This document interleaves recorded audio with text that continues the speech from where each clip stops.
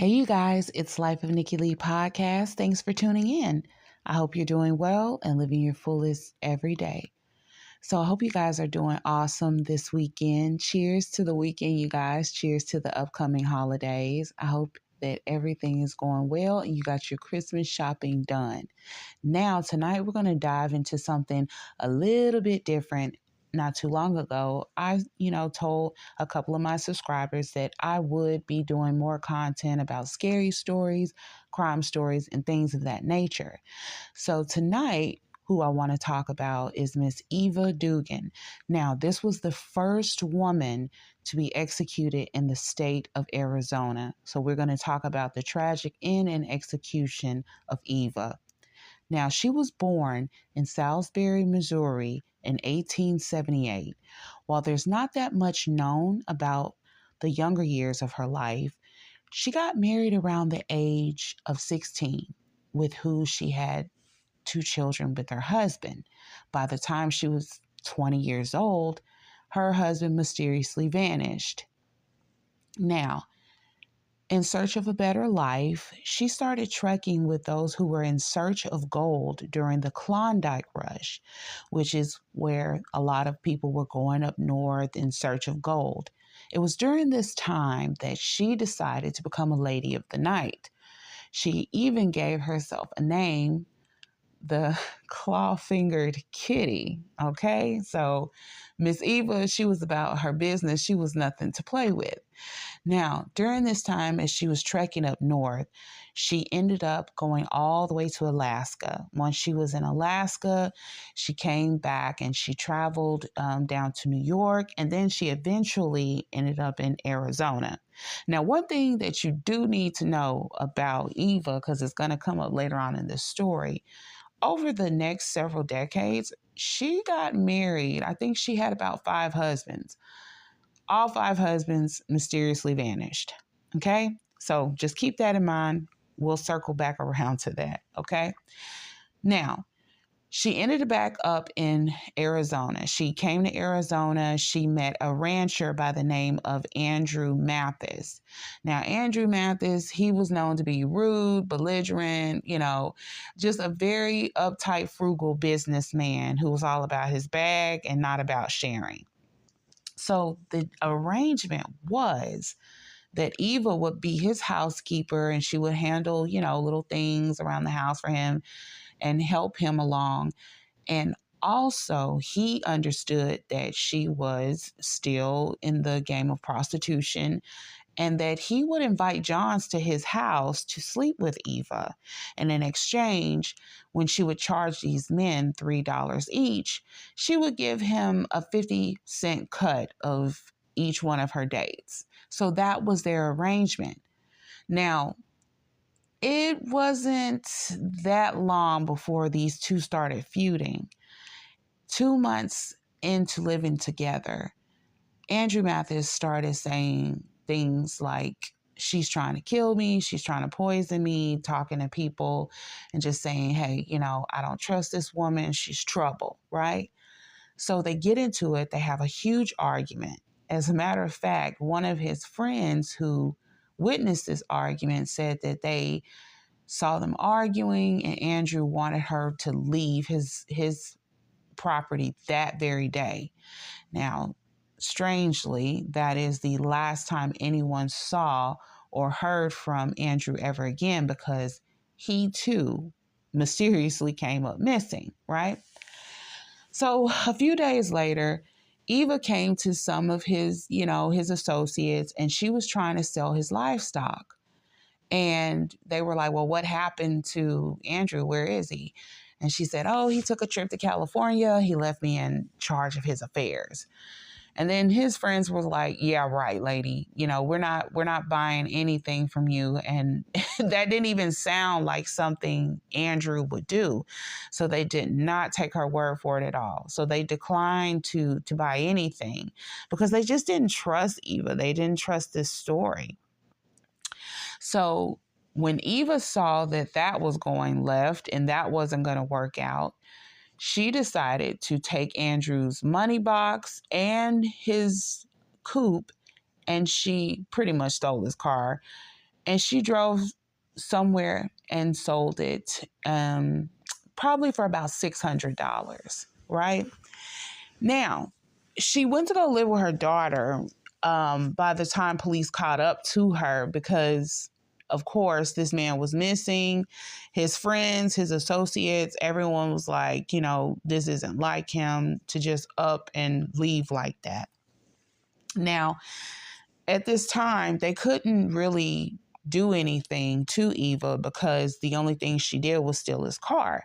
So they did arrest her for that charge. And as a result, they sentenced her anywhere from 3 to 6 years to prison because she stole his car. Now, during the time that she was serving this prison sentence, there was a camper who had went by the property of Andrew Mathis. What he noticed was there was a depression in the soil, like in the ground.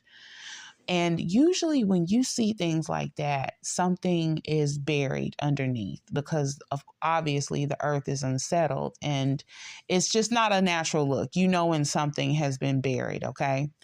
So he goes, he looks, he scrapes a little bit of dirt off the top, and there laid Andrew Mathis, clothes still on and everything. So, of course, this was a big deal to the police because they know that this man, he's not missing. He's been murdered and buried on his own property, right? So they go to Eva and they ask her, what happened? What happened? Did you murder him? What happened? Eva makes up this story. She basically says that this guy named Jack, they used to work on the ranch with him. They got into it and Jack accidentally killed him.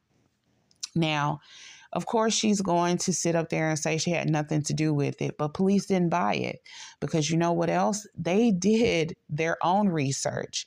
Not only did the autopsy that they did on Mathis come back that he was killed with an axe, but they also found out that little Miss Eva had been busy because she had 5 husbands who were all mysteriously, missing. So, of course, that's not a good look. But, of course, they didn't have proof of the other husbands because there was no bodies for the other guys. They only had Mathis. So they charged her with murder. Okay. So she went to trial. She was sentenced to death by hanging. Now, here's where it gets a little, trigger warning. Now, the morning of her execution was February 21st, 1930. It was about 5 a.m. in the morning.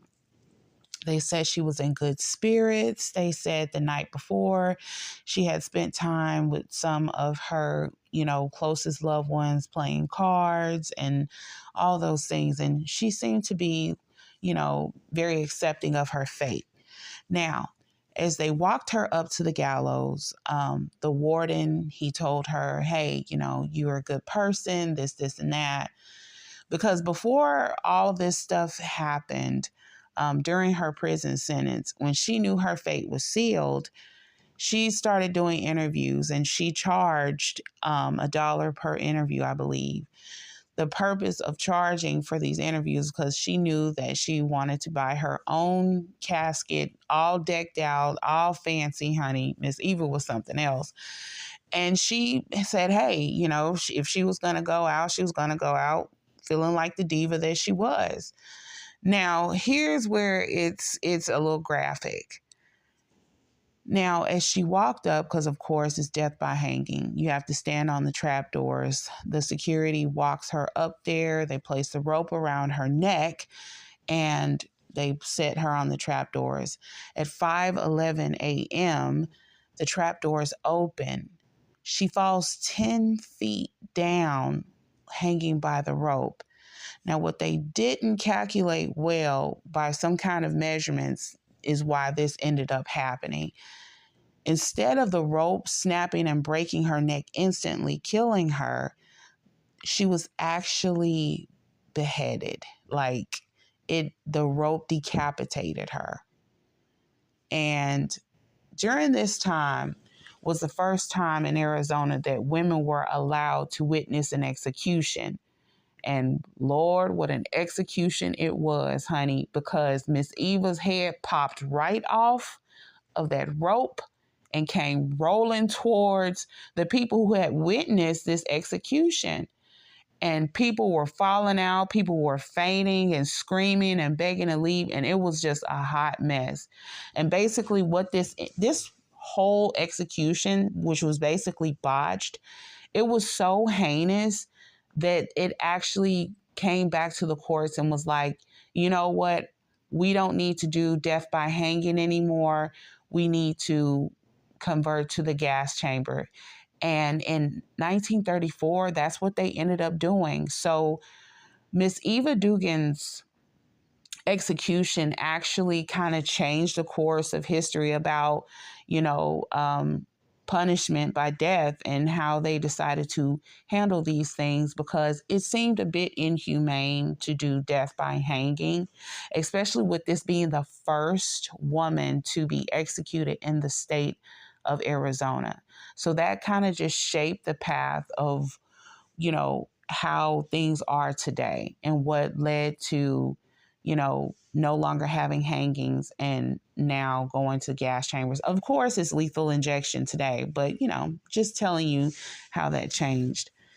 But yeah, so after she was executed, her grandson came and, you know, claimed her body, and he buried her in her fancy dress, her bedazzled coffin, and there she lays in rest to this day. So tell me, guys, what do you think about this story? Do you think, what do you think about Eva? Do you think that she was innocent? Do you think she killed all of her husbands?